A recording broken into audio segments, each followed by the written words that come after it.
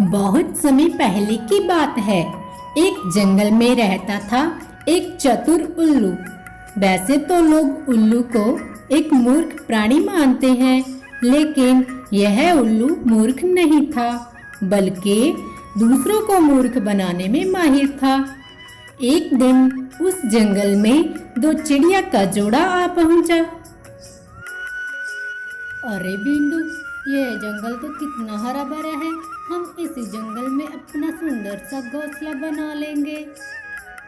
हाँ हाँ सोनू जी, आप बिल्कुल सही बोल रहे हो। इस जंगल में तो अलग ही मजा है। दोनों चिड़िया आपस में बातें कर रहे थे। उसी पेड़ पर उल्लू बैठा हुआ था। दोनों चिड़िया की बातें सुनकर वह उल्लू नीचे आ पहुंचा। अरे तुम दोनों भटक कर क्यों आ पहुंचे यहाँ? कहाँ से आ रहे हो? मैंने तो आपको यहाँ पर कभी नहीं देखा।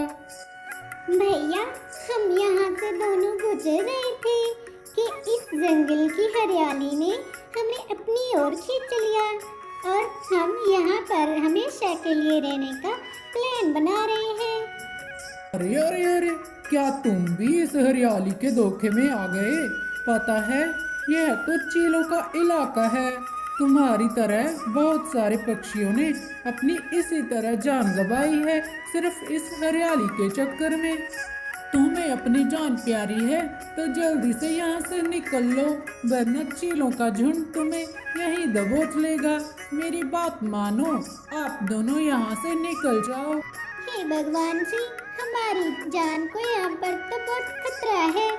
चलो सोनू जी, अब हमें यहाँ से निकलना होगा। उल्लू मन ही मन बहुत खुश हो रहा था, क्योंकि उसे लग रहा था कि उसके चालाकी काम कर गई है। कि इतने में सचमुच चील के बोलने की आवाज आई।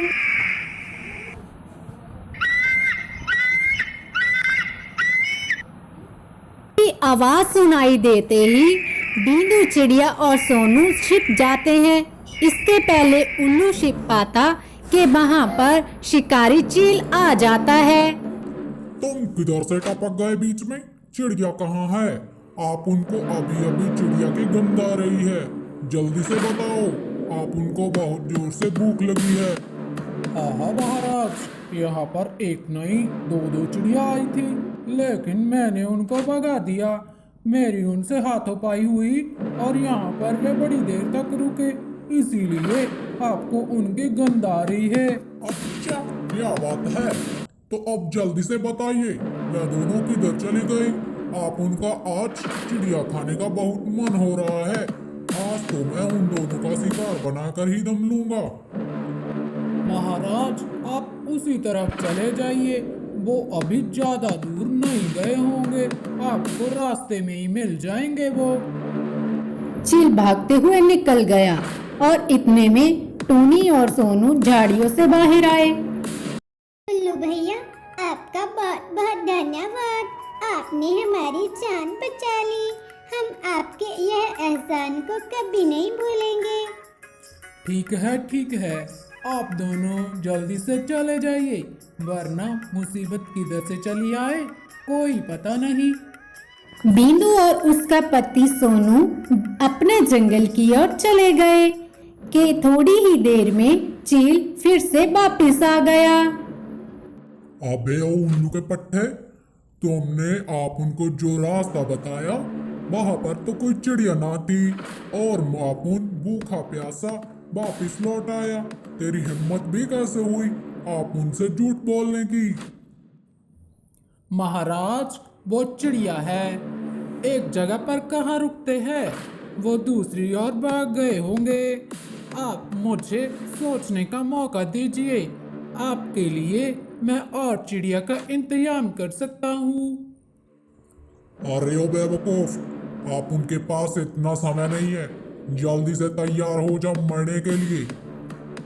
महाराज, आप चाहो तो मुझे अभी खा लो, मगर मेरी एक बात तो सुनो। हाँ, बोलो जल्दी से, क्या बोलना है? मरने से पहले दिया तुम्हें एक मौका। चतुर उल्लू ने अपने मन की बत्ती जलाई और बोलने लगा।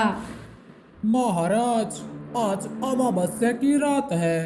आज रात मैं एक बड़े से अंडे में बदल जाऊंगा। आप चाहो तो मुझे अभी खा ले, मगर बड़े अंडे का स्वाद तो अलग ही होगा ना। अरे ये उल्लू सच में सच ही बोल रहा है, मुझे इसे एक मौका दे देना चाहिए। क्या हुआ महाराज जी, आप क्या कहते हो? आपने इतना वेट किया, थोड़ा और सही। वैसे भी मैं तो छोटा सा उल्लू हूँ और बड़े से अंडे का स्वाद अलग ही होगा। अब मनन ठीक है, अगर थाने कोई चालाकी करने की कोशिश भी की तो आप उन थारे सारे खानदान को खत्म कर देगा, समझे? चील नाम है मेरा, जिंदा निकल जाऊंगा। महाराज जी, मैं नहीं भाग सकता, क्योंकि मुझे तो दिन में कुछ दिखाई नहीं देगा और रात होते ही मैं बड़े से अंडे में बदल जाऊंगा। मैं कहीं नहीं भागने वाला, निश्चित होकर जाइए आप बड़े पेड़ के नीचे ही मिलूंगा मैं आपको। ऐसा बोलने के बाद चील वहां से चला गया और चील के तुरंत जाते ही उल्लू ने भी अपना काम करना शुरू कर दिया। उधर चील शाम होने के इंतजार में बैठा था। थोड़ी ही देर में शाम होने वाली है, आप उनके इंतजार की घड़ियां खत्म होने को है। आज तो बड़ा सा अंडा खाने को मिलने वाला है आप उनको। उधर उल्लू अपना काम करने के बाद अपने साथियों समेत दूसरे जंगल की ओर निकल गया। अरे गहरी रात हो गई, आप उन तो भूल ही गया था कि आप उनकी तो आज दावत है, वो भी उल्लू बने बड़े अंडे की। चील देरी ना करते हुए वह बड़े पेड़ के नीचे बड़े अंडे को देखकर अपने आप से बाहर हो गया। उल्लू द्वारा बनाया गया अंडा पत्थर का गया।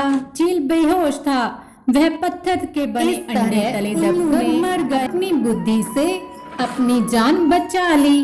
तो दोस्तों, हमें इस कहानी से यही सीख मिलती है कि हमें कभी भी किसी भी खतरे से घबराना नहीं चाहिए। हमेशा अपनी बुद्धि का उपयोग करके खतरे का सामना करना चाहिए।